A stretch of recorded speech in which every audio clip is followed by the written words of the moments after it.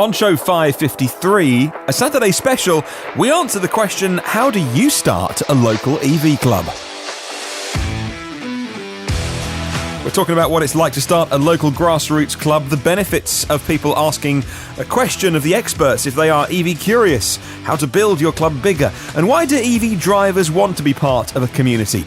Those answers coming up on today's show, an interview show. We call them Saturday specials. Good morning, good afternoon, or good evening, wherever you are in the world. Welcome to the show. Saturday, 17th of August, 2019. My name is Martin Lee, and earlier this year I caught up with Neil E. Roberts. Neil and Leanne, they both run Sussex EVs, and they started a club to join together with like-minded people in their local area. It's a question I've had semi-regularly over the last year or so on this podcast from people saying, I'd like to start my own EV club. Have you got any advice? And I always say to them, yes, I'm going to do an interview with someone I know called Neil.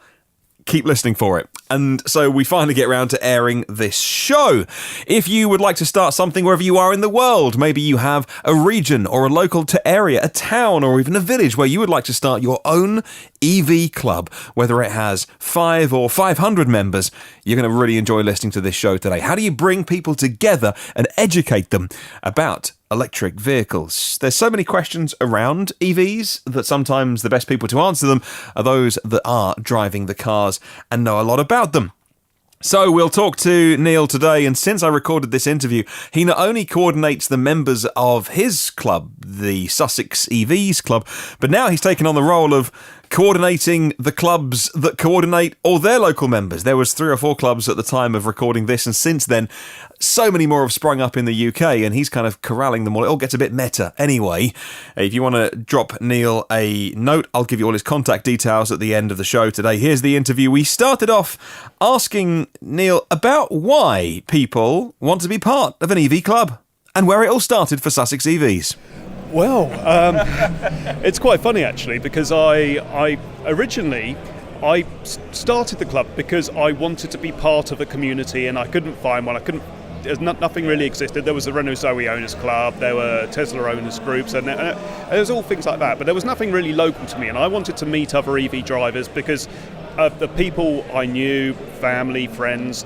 There weren't all that many who had electric cars, so it was a slightly lonely experience. What was it about an electric car that made you want to meet like-minded people? I mean, there's the internet now, right? Well, yeah, and actually that was where I started it. I started it as a Facebook group, and yeah, I just wanted to get out and meet people. I think it's interesting in a internet age. You come here and there's a lot of human contact going on in a very appropriate way. Obviously, that is, I joke, but that's interesting. Sometimes people just want to. All of this information is available. All of the people exhibiting here, including yourselves, you have a stand. All of that information's online. Nothing beats talking to another human being, right? So you've had people coming up to your Sussex EVs tent, your stand. What are people asking? Well, a lot of people are asking how I drive a diesel at the moment. How do I transition? Would it fit my needs? Is there anyone I can speak to? Because all the dealers I've spoken to are hopeless or X, Y, or Z. And yeah, I'm hearing that a lot actually. So people want to know who they can ask if they have an issue, if they need a bit of advice on how to do X, Y, or Z, if they're doing a long journey. Like we did a long road trip from Sussex up to Yorkshire recently, and we in a Leaf 24, and that took 4 stops. And we kind of did it by the seat of our pants. We had Zap Map in one hand and just went for it. And it was remarkably easy. But if you've never done that before, that is a very unnerving thing.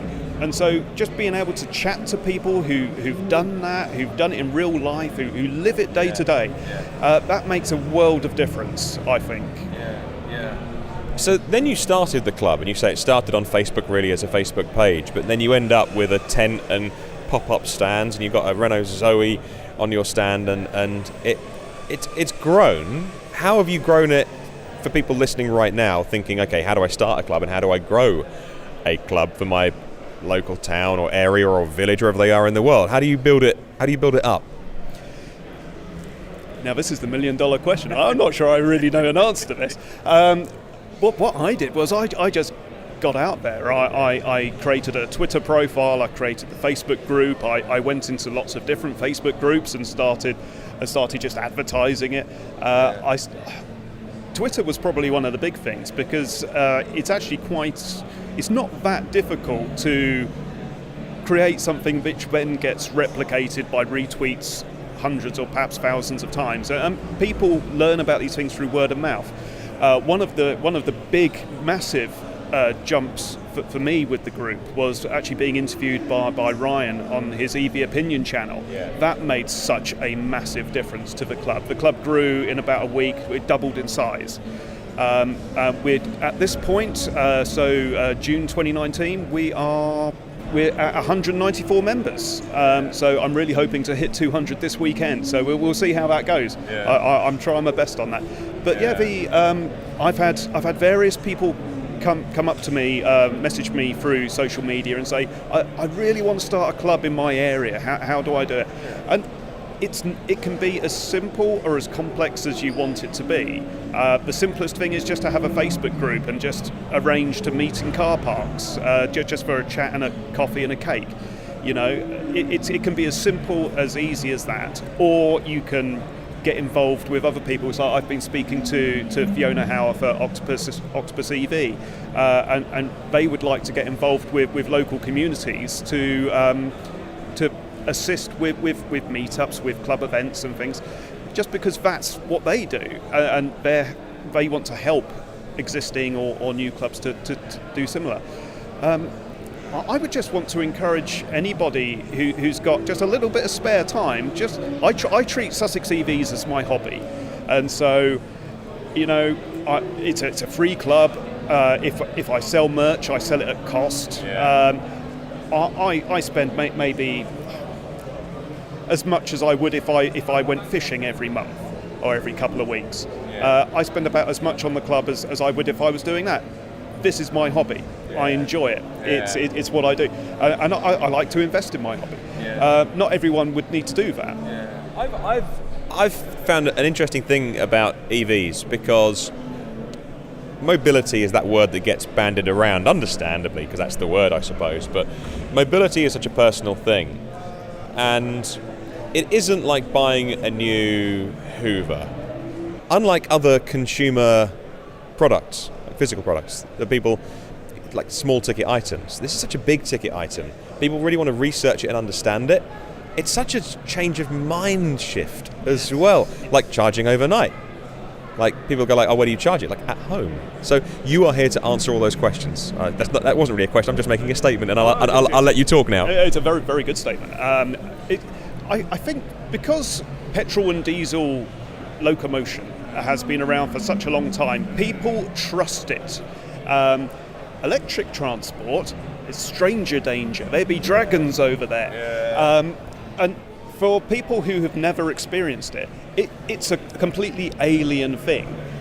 So just having the opportunity to meet people who are delivery drivers or taxi drivers who use an EV for their business. It's like in the club we've got now a few taxi drivers, some of them who use Souls. We've got a delivery driver who's also got a Soul. These are areas where you wouldn't traditionally have thought that an electric car, which you have to replace the batteries every 3 years, and they can't be used in the rain. Well, that's no use for a delivery driver, is it? These people are proving that it is a viable, usable, everyday mode of transport, which is cleaner, cheaper, and frankly easier to run. What's the speed at which you see people change their mind or rate of understanding? Do they take a little bit of convincing, or is it a quicker shift? Well, I think you hit the nail on the head quite frequently on your show, actually, where you say as soon as people get in, a light bulb moment happens. Yeah. I've been encouraging people at work, like when we go out for Christmas lunch and what have you, as a team at work. Oh, why don't you drive my car to the pub? See what you think of it. And it's that light bulb moment. And there's a chap behind me, massive petrol head, drives a a chipped Golf GTI and all of this, and he's always going on about how he's got 250 brake horsepower. He's he's got a deposit down. Well, he's got the pre-order down on the VW ID. So things change. The people I directly work with and the people I interact with, there's quite a few who are very interested, and there's normally one excuse or another why it's not quite ready for them. But it just takes a little bit of a push, It just takes a little bit of encouragement. And, I did this trip up to Yorkshire in a car which can do 70 miles in winter.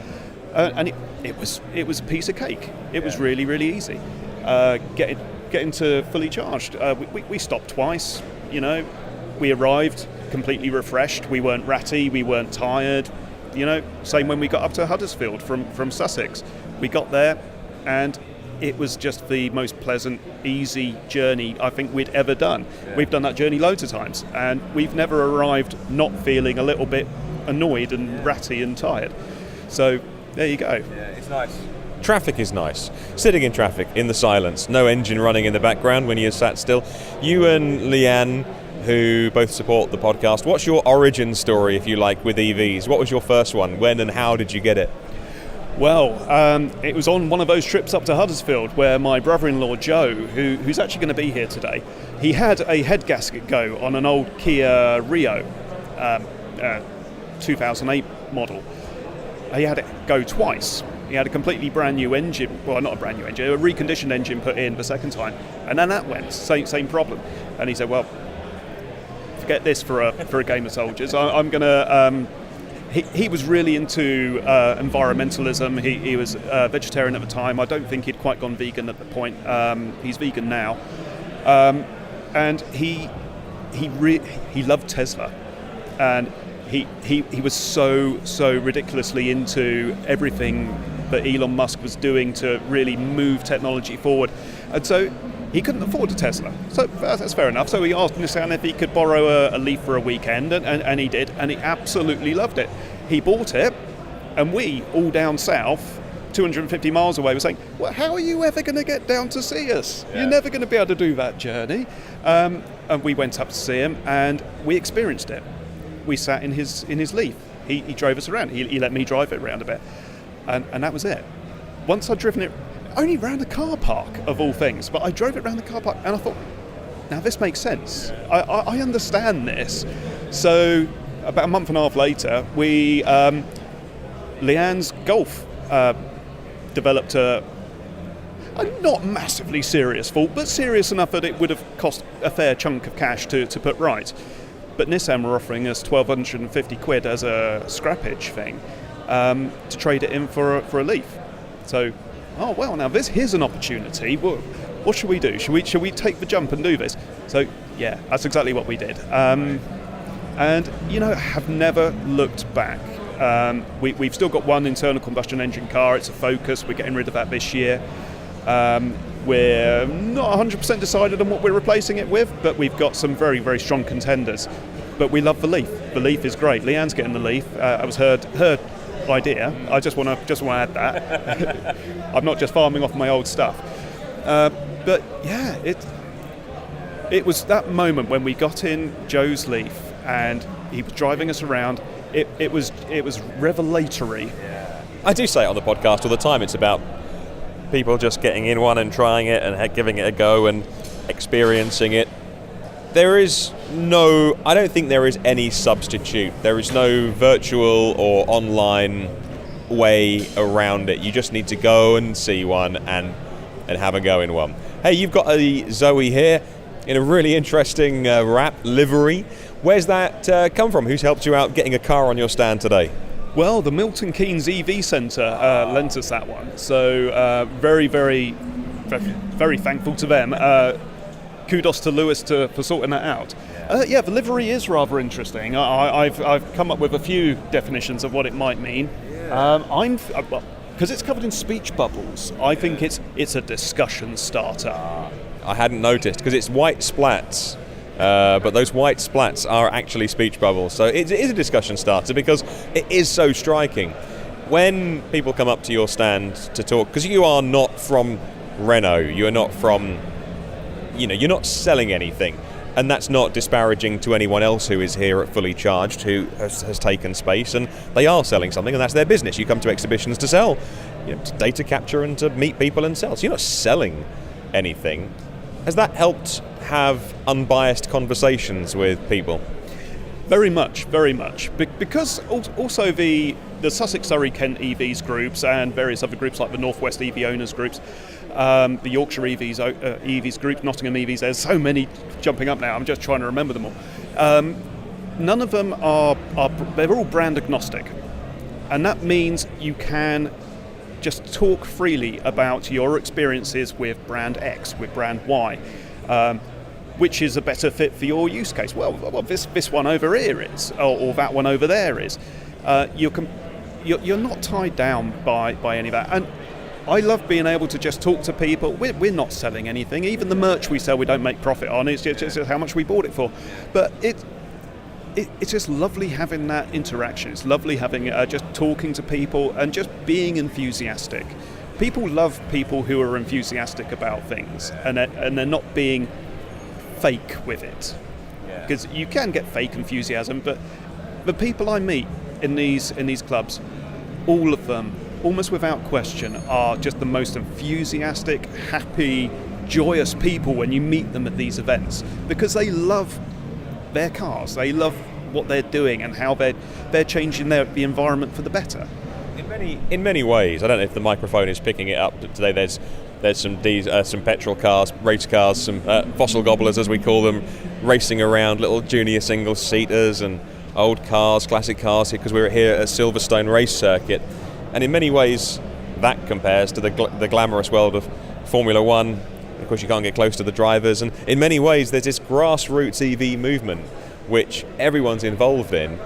And then you've got Elon Musk, 22 million Twitter followers, definitely a figurehead, a billionaire, makes the news, puts rockets in space. You've kind of got that side of it, but then what you are doing is so invaluable to the community. Sure, you might not reach 22 million people, but you have a real lasting change on people, don't you? Yes, I really think so. Some of the relationships we've built with some of the members have just been absolutely fabulous. Some people who've had a tough time with X, Y, or Z because of whatever thing they had an issue with, and they've been able to come to us or come to other members, and they've got the answers they needed, they've got the assistance they've needed, and it's just so friendly, and just being grassroots with this is where the rubber hits the road. It's with real people driving real cars in real life. Yeah. Fabulous. So okay, right. So the secret sauce then, if someone's listening to this right now thinking, I'd like to be a community, but there's no one around, I'll start my own. Facebook, Twitter, if you've got something to add, genuinely to add to the conversation, not just making comment for the sake of it, people can get on Twitter, jump into the conversation. If they have some value to add, they've got a worthwhile thing to drop in and say, and just kind of build it that way, really. Yeah, absolutely. It took time. Be patient. Yeah. The first Sussex EVs meetup had 3 cars, including my own. We had a great conversation. It was good. We had some coffee. It was just nice. Second meetup had 9 cars. Oh, I thought this is probably where it's going to settle now. Yeah. We'll have 25 members, 9 cars at a meetup. That's nice. Next one was 32 cars. So okay, right. We've almost completely filled this car park now, and we definitely did fill the cafe and took all their cake. So we went to a bigger car park. Next one was 50 cars, and just be patient with it. It's this club's been running for about a year now, and in that year it's reached just under 200 members. Fabulous people, met some really, really nice people. The meetups are great. You get different sets of people at each one. The Kent group has started, the Surrey group has started. They're both growing rapidly as well, and they're all hosting meetups. So that if you're on the south coast somewhere, there will be a meetup at some point, fairly close to you. Yeah. So it's just great to get out and meet these people. So just get involved. When's the next big event for you guys? So August, there is EVs in the Park, which is run by Renault Zoe Owners Club, evitp.co.uk. Now that is the largest free event of the year. So last year there were about 135 cars. I know Craig's definitely hoping for more than that this year, and I reckon there will be. I reckon there'll easily be. Sussex EVs are sponsoring the event by providing cake. So we're going to be providing vegan cake, and there's going to be lots of it. Official cake partner of EVs in the park. I love it. That's awesome. People can find out more by going to sussexevs.co.uk, and we look forward to, in 12 months' time, hearing how big the club is. Thank you. Yep, thank you very much, Martin. It's been good. Well, thank you for Neil and his time. We caught up at Fully Charged a couple of months ago now, actually. The Fully Charged live event, of course, is back in the US early next year and next summer once again in 2020 in this country. And if you'd like to get hold of Neil and ask him a question, maybe now you've heard that and you want to start your own club wherever you are in the world, drop him a note on Twitter. He is at Neil E. Roberts. Sussex EVs is at Sussex EVs. And if you want to drop me a note and I can send it through to him and be a conduit, you can always do that as well. A really fascinating interview this week. And I love to bring you these superstars from the EV community on a Saturday whenever I can. Tomorrow we'll read out your answers to question of the week, and you've got 24 hours to get yours in. So let me know. How should car makers advertise EVs? How should car makers advertise EVs? Want to email me? The address is hello@evnewsdaily.com. Want to get on Facebook and YouTube? That works for me as well. Thank you to 235 patrons of the show. You pay to hear me make mistakes. I could have edited that out, I suppose. Your generosity makes this show happen. The show has bills, and you pay the bills. Thank you very much. Phil Roberts, our Electric Future premium partner. Brad Crosby and Avid Technology, our premium partners. We actually have one more. Actually, we have 4 premium partners of the show, and the 4th says no need to mention my name. So I don't. And thank you very much. You know who you are. If you would like to get any previous shows, they're online. The entire archive of 552 shows are all online for free, like the new ones. Get them first and free and automatically by subscribing in your podcast app of choice. On Facebook, LinkedIn and Twitter, search EV News Daily. Have a wonderful day. I'll catch you tomorrow for the last one of the week. And remember, there is no such thing as a self-charging hybrid.